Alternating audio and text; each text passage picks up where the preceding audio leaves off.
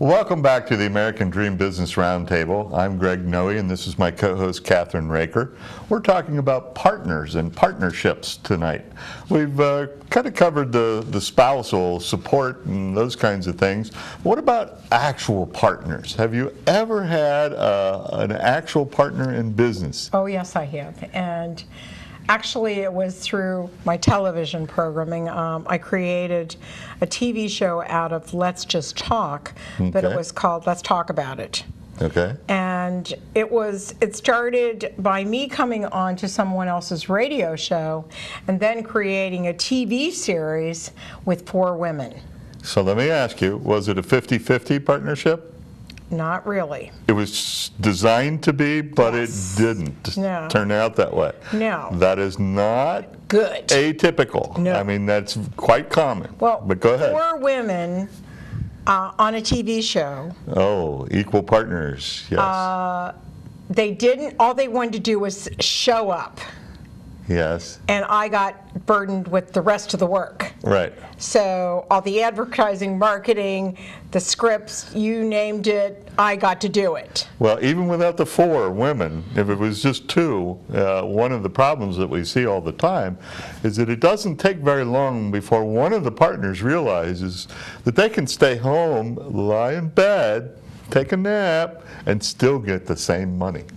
They don't have to contribute anymore than the other person. They don't have to be fully invested. And so that's where the problem lies. Not too long ago, a couple guys came into my office and they wanted to be 50-50 partners. And I asked them right up front, you know, who's going to decide the ties? Ooh, never thought about that. And so what I did, because I know partnerships can work if they're set up right, but most people don't take the time to set them up right. And so I said, I'll tell you what I'll do. I kind of like your business model. I will not charge you anything for any of my services directly if you let me come in and be like a 10% partner. And therefore, I will resolve all ties. If you have a dispute and whichever 2 of you wins me over, that's the direction I'm going to go. End of story. How did it go? It's still going. It's working great. Now, one of the partners moved on, and he relocated. We actually picked up another partner, and we have pretty much the same kind of relationship. What kind of a business is it? It's a baseball tournament business. Oh, that's the one we were talking about. Oh, okay. And that brings us into this sweat equity kind of arrangement where entrepreneurs oftentimes will need the help of accountants, consultants, some social media types, marketing experts, and they really don't want to go out and raise capital from an angel investor who wants a 200% return, Right. to then turn around and pay the accountant, who, you know, you could probably get a better deal from the accountant. He might not charge you nearly as much. But are there accountants that don't want to do that? Oh, there absolutely are. You are an entrepreneur. You're an entrepreneur yourself. Right. Most accountants, attorneys will not entertain that notion. For example, I don't know of an attorney out there that would do a sweat equity Now, deal. I have a company right now that I haven't introduced you to that actually does financials for $1 to $5 million, and they do debt and they do regular investing in certain businesses. Okay. So actually, one of them had talked to me about your baseball business. Oh, okay. Right? Yeah. Because his son is playing in all of these tournaments. Right, and I happened to mention that to him today, that was one of your businesses that you do, and he wanted to know more about it. So you never know when you're talking to people that these things don't come in, because there's people always looking for something, or maybe looking to get into an entrepreneurial type business, or they want to invest, or they want to be like a silent partner. Yes. Yeah. We see that all the time. Somebody might ask me, for example, how many businesses do you own or are you involved in? And they are at first taken aback when I tell them I own outright 13 different businesses. But then I'm partners with other people, entrepreneurs, for another half dozen or so. And that's because I'm willing to take on these relationships. By the way, I didn't make any money in the first year of the tournament business. Well, that's understandable. I turned a little, what I would have earned, I gave it back to the company and bought into the company a little bit more. Which is, how long have you been doing this This now? is our second year. This coming weekend will be our last tournament for the season. Let me ask this question. Are you making money?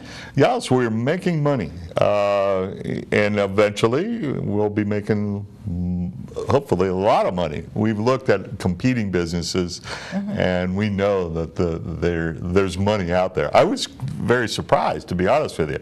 You know, I didn't realize how many millions of dollars change hands over the summer with kids, you know, from 10 to 18 years old coming into our town to play baseball. Are they just, now let me ask this question, is it tournaments that you're just doing here or other places? Just here in Cincinnati. Just here in Cincinnati. So you would contact all these different baseball associations around the country with kids?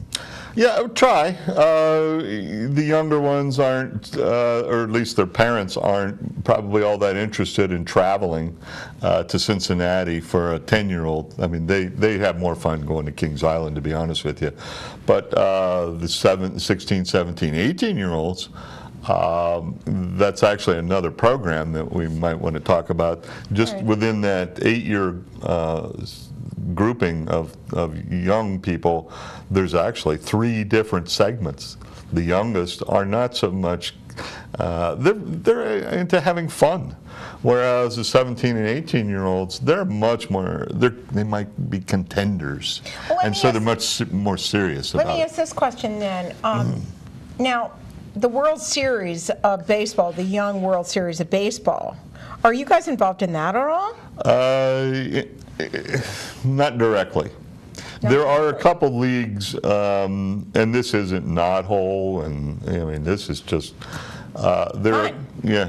Fun? Yeah, there's a number of ways for the kids to actually get into championship games and those kinds of things, and over time we'll get more and more involved in those. But that's just one example of somebody out there who really has their heart in baseball, and they do know some business, but they don't know the part of the business that I know, the accounting, tax, and those things. Do you charge these families to be part of the tournament? We charge the teams. The teams. Yes. And how do you secure the teams? That's my question. Well, we bought a mailing list, 30,000 teams across the country. Oh, I get it. And send out emails to all of them. To all of them. And we have a number of people, a number of families that come to town, and so when they'll stay at a hotel, and we make some money there too. But once again, your website, we're going to need to take another break, but I want to ask you again how to get in touch with you. Okay.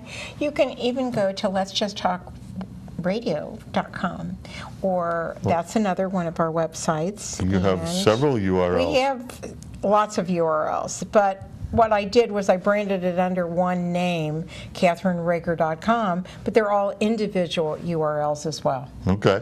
And if you're interested in getting in touch with me, you can go to the website for the Edgar Allen Group, EDGARALLEN Group.com. Again, Greg Noe with the Edgar Allen Group. We'll be right back.